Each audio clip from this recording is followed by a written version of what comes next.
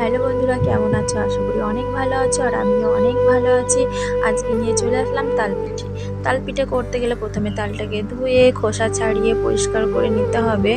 এবার তালটা মেখে নিতে হবে। তালটা একটু শক্ত ছিল, যার কারণে আমি হালকা হালকা জল দিয়ে মেখে নিয়েছি। চলো, ভালো করে মাখা হয়ে গেছে। এবার তালটাকে আমি ঘষে নেব। চলো, আমার তালটা ঘষা হয়ে গেছে, আমি একটা পাত্রে তুলে নিয়েছি। এবার চলো নারকেল করি। নারকেল করাটা আমার হয়ে গেছে। এবার আমি ময়দা চেলে নিলাম। ময়দা চালার পরে ময়দা দিয়ে দিয়েছি আমি কালো জিরি, চিনি, তাল, পরিমাণ মতো লবণ। চলো ভালো করে জল দিয়ে মেখে নেবো। ভালো করে মেখে নেওয়ার পরে চলো আমার মাখা হয়ে গেছে। ভিতরে নারকেল কড়াও দিয়েছিলাম। তারপর চলো কড়াই গরম হয়ে গেছে। এবার আমি কড়াইয়ে দিয়ে দিয়েছি তেল। এবার চলো তেলটা গরম হয়ে এসেছে। এবার আমি তালপিঠেগুলো ভেজে নেব। চলো তালপিঠেগুলো ভাজতে থাকুক, ততক্ষণ আমি বলে দিই এটা আমার প্রথম ভিডিওয়ে কোনো ভুল ত্রুটি হয়ে গেলে আমায় কমেন্টে জানিও। আমি এর পরের বার আরও সুন্দরভাবে ভিডিও করার চেষ্টা করব। তো দেখেছো তালপিঠেগুলো লাল লাল হয়ে এসেছে।